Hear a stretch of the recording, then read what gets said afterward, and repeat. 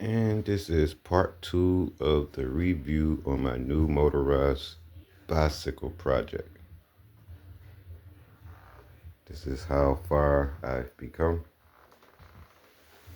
since day one, off camera. I've been putting this thing together. Now, I'm not done with all the wiring that you guys see on here so far, but it's a whole lot more wiring I'm gonna end up putting on here. This is going all the way to the handlebar, to the front of the bike, so I can run cell phone charging while riding different places, such as DoorDash or Instacart. I'm not sure if this arch tensioner is where it needs to be yet, but you can see from the back of the bike, if you can see what I see. No, you probably can't see what I see, but it might be hitting on this bracket right here that goes to the rear rack, and I might have to readjust it. Hey, Roxy.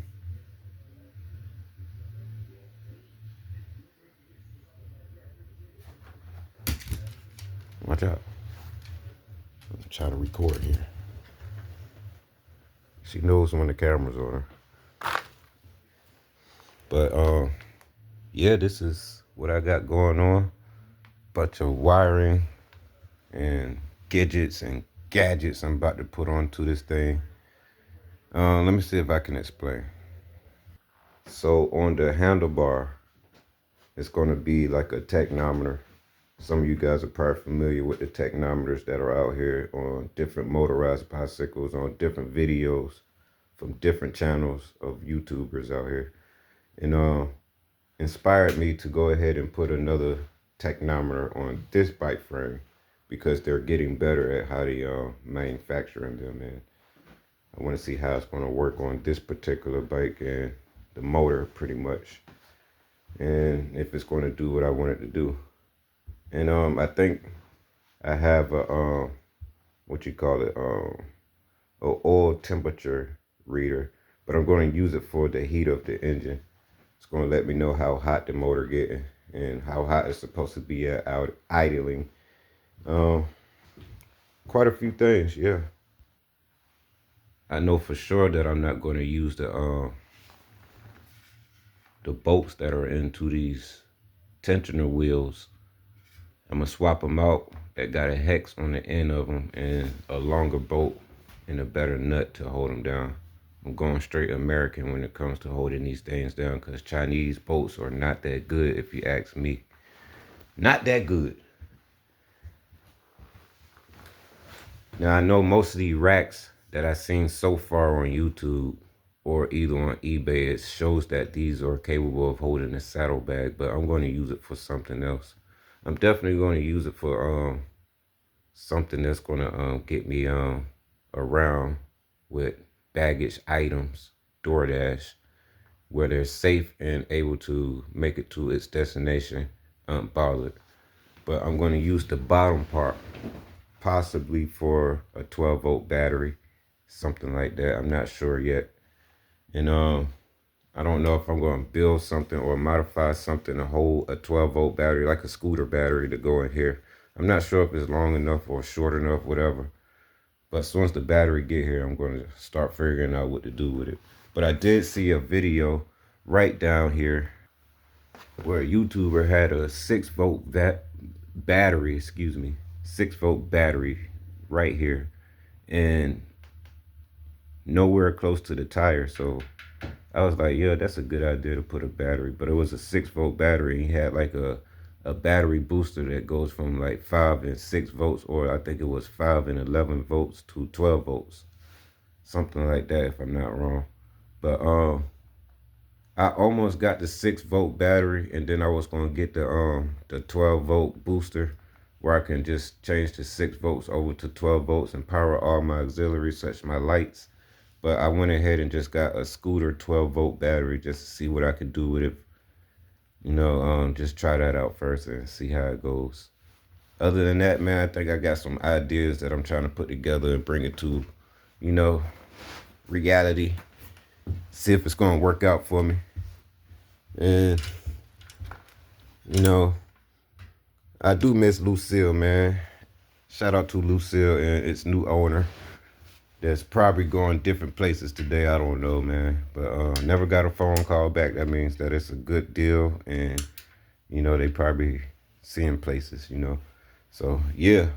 If you see this video, man, I hope everything's still working out with you and Lucille, my motorized bicycle I created and passed down to you. If you still riding her today, man, I'd love to see a video on it, man. But, yeah, this thing's coming together pretty good. Now, as you further check out the bike, you guys probably noticed this thing from a distance on the video. This is a homemade fan bracket. I'm going to put a fan here, and it's going to be blowing on the cylinder head of the motor. I expect this thing to stay cool at all possible conditions I can get it in, especially when it's hot outside and it's about 98 to 100 degrees. I'm trying to have some wind blowing on this thing while I'm at a red light. I don't know. I'm just putting together this thing, whatever coming to my mind and what could help out the engine. So it's going to be a fan with a thermal reader, what you call them thermal sensors. I'm going to put it on the block of the engine, and then as soon as the engine block get hot enough, it's going to kick the fan on. Then it's going to, try its best to keep the engine cool. And then once the engine get to a cooler state, the fan should cut back off automatically by itself. But, I think the engine blocks get up to like 500 or, I don't know, 400 Fahrenheit, something like that, minimum. If I'm not mistaken, I have to re-look that up or some research. But, yeah, man, I'm trying to make sure this thing is going to get me around long distance and not short distance. You feel me? For sure.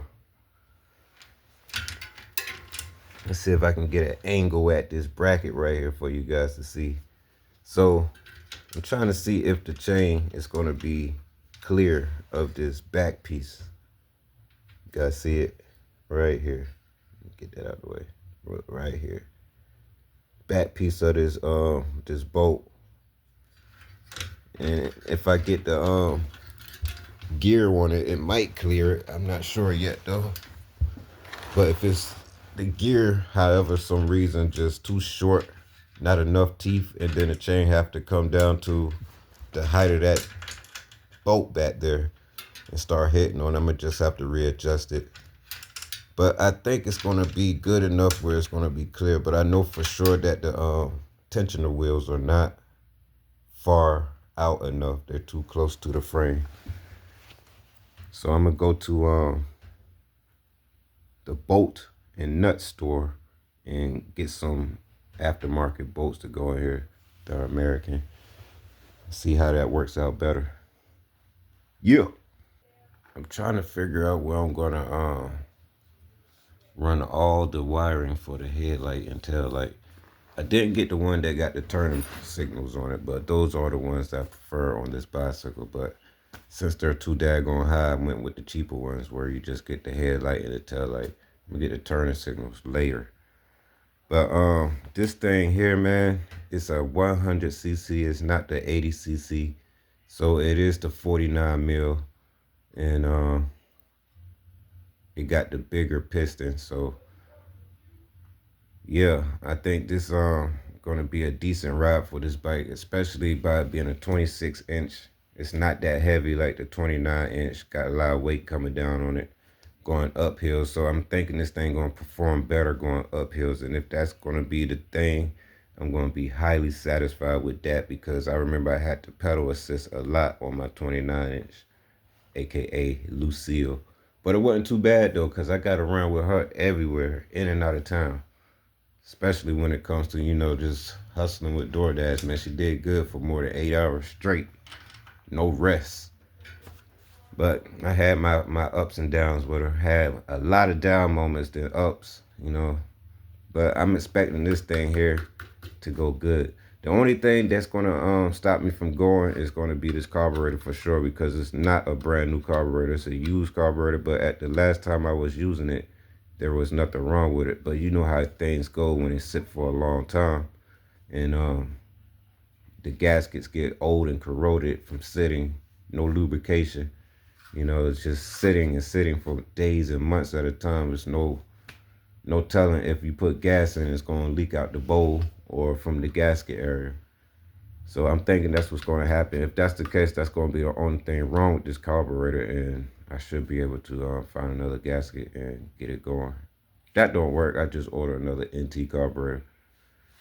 Can you guys put in the comments anything better than an NT carburetor? Because I know I purchased these a lot over and over again. So yeah, there's got to be another brand carburetor out there that I can use or try, or get to you know, browse for something other than just the NT carburetor. I'm not trying to go to the ones that are below this, or what you call that speed carburetor with the got the little blue filter on it. I forgot what you call it, but those are not really good. I think you got to change the jets in them, and they run better than the original jet that comes with them. But I'm not trying to get that over again, deal with that process. But yeah, something better than a NT carburetor. If you guys could put in the comments, I would probably appreciate that, because I'm going to read up on it and try to see if I can browse on eBay for something different, or Amazon. Oh yeah. I went ahead and got what you call it, the expansion pack or expansion tank exhaust for this thing. It's gonna go from, you know how it is, it got the fat belly, gonna go from this side to the right side of the bike, but I prefer having the exhaust that goes to the left side of the bike. It looks more, you know, just looks more convenient to me to have a left side exhaust. And if someone that's like making these exhausts for these two-stroke engines, man, can you please find a way to make them dual exhaust and not always single exhaust? It's got to be a manufacturer out there that has a dual exhaust setup for these things, man. I would definitely put my money to them and purchase them right away. If you guys have anything of what I'm thinking, a dual exhaust setup for these motorized bicycle two-stroke engines, 80cc, 100cc, it don't matter. Just something that's going to be dual exhaust for these things, and never just single exhaust. Like, don't get me wrong, I like the single exhaust. There's a lot of them out there that look good, but I haven't seen anything yet with dual exhaust. And if they're out there, I'm missing a whole lot out on these videos because I haven't seen one yet. Dual exhaust, let's go. So I got some hookworm tires that I'm putting on this thing, and I'm feeling like they're gonna look good. They're gonna be street ready. Supposed to get a lot of miles. A lot of you guys are familiar with the hookworm tires.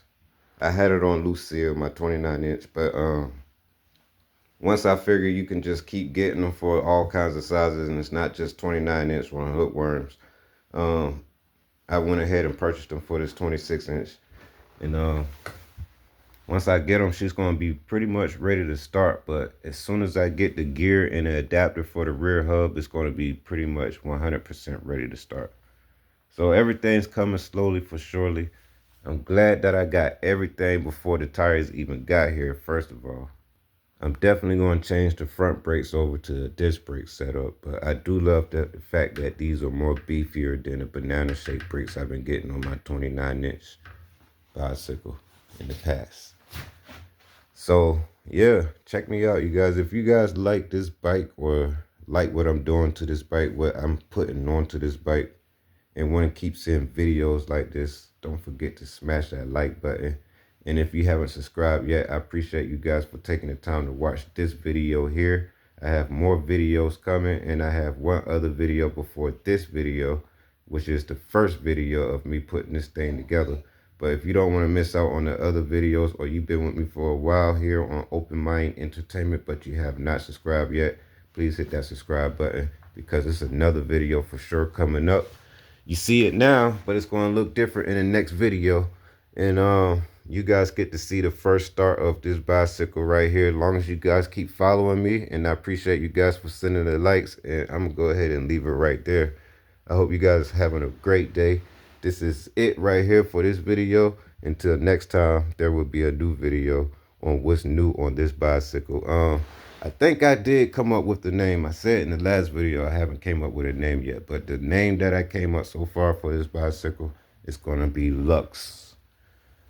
I like to welcome you guys to my new project right here. My last project was Lucille, and this is my new friend right here that's gonna get me around.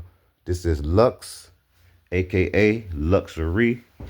It's gonna have a lot of things on here that's gonna make me feel like I'm on a two-wheel luxury machine riding around getting to the money. I'm gonna have all kinds of things on here like I would probably see into a old school car on an old school two-wheel bike with an assisted engine. If you guys get where I'm going, man, I'm gonna have a lot of things on here, man, that's gonna be considered on two wheels. Like, you know what I mean? Seeing something like you would see in an old school car with leather seats and it's fully loaded. Man, this is luxury on two wheels, man. So I like to welcome you guys to Lux right here. And yeah, more videos on Lux. Let's go. And I see you guys in the next video, man. You guys stay blessed up out there. And if you guys are riding your motorized bicycles today is a good day to be riding around. But drive safe. Look once, but look twice. Be safe. Enjoy your day. See you guys in the next video.